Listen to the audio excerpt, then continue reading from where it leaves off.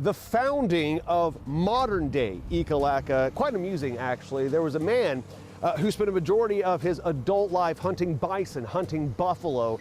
Kind of grew tired of that. Some people were talking about, hey man, maybe if you opened up a place to sell drinks to weary cow punters at the end of the range, you know, that might be a more lucrative career perhaps than downing bison, right? So he's on his way, he picks out a place, he has a wagon full of wood. Well, he gets stuck in the snow in a rut kind of like this, and he goes, well, quote, hell, any place in Montana is a good place to open a saloon. Might as well be here. And that is how modern day Ekalaka was founded. Now, we're shortcutting it. There are actually millions upon millions of years of history in this area that you can learn about down the street, the museum. We trace the time in the Carter County itself back to about 100 million years.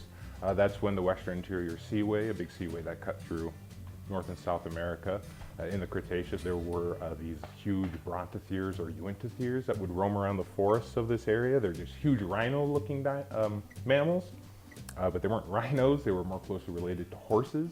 Now, I cannot pretend to be smart enough to summarize the amount of paleontological information taught to me by Carter County Museum employee Patrick Ruan.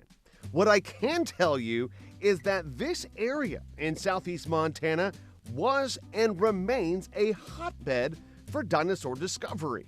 Lots of prominent paleontologists back in the day would come out here, find the big discoveries, and then ship them back over to the East Coast, put them in the Smithsonian or the Chicago Field Museum or what have you. And then some of the locals started realizing that they had these things in their collections and thought, well, let's just get together and show each other our fossils. That started the Geological Society, and then those collections end up becoming the museum's collections, which was became part of the basement of the high schools where the science class was back in the 1930s. And it was like that all the way up until the 70s when this building, the Sternberg Garage, was purchased, renovated into what it is today with petrified wood and locally quarried sandstone. This museum is ever evolving. For example, additions to the Took Bucking Horse exhibit are still being made, and discoveries in the field are still occurring. Phone calls still come in saying, hey, I found something that you might be interested in. He said he saw some bones falling out of the riverbank near Broadus. We asked him for the location, he gave it to us. We called the local rancher, found that it was on his land, asked if we could come out.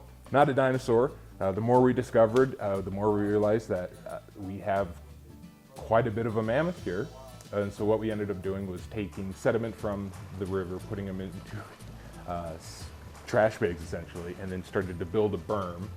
Got a sub pump and would pump out our little quarry, and then as we kept discovering more and more and more, our little quarry ended up being halfway into the Powder River. Thankfully, it was a very low year and we were in kind of a high spot in the river, so it made it easy to excavate. But it's not all there because it was in a river system. He was constantly being exposed and then reburied.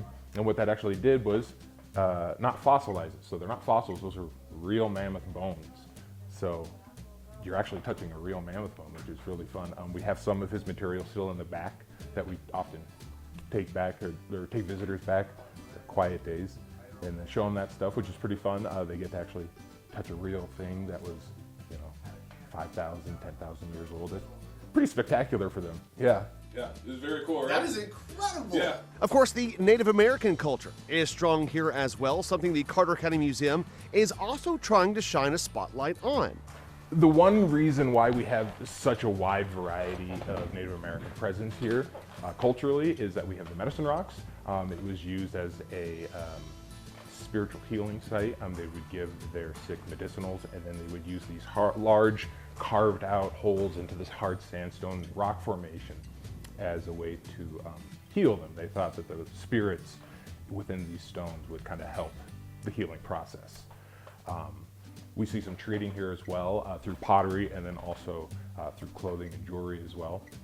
We have a dress here on display that is made with a specific shelled organism, a mussel, that we don't find here. They're just a small tube, and it's a huge ornamental sash that goes across the top.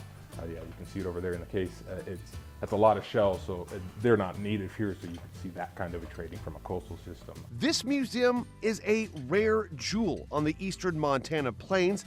It's a reason to visit, in addition to the hunting and natural beauty all around it. I'm so glad that we can facilitate that and then get more people to think Ekalaka. And not just Ekalaka, also Carter County. The whole county has other things to offer. There's a lot of open space to explore. Yeah.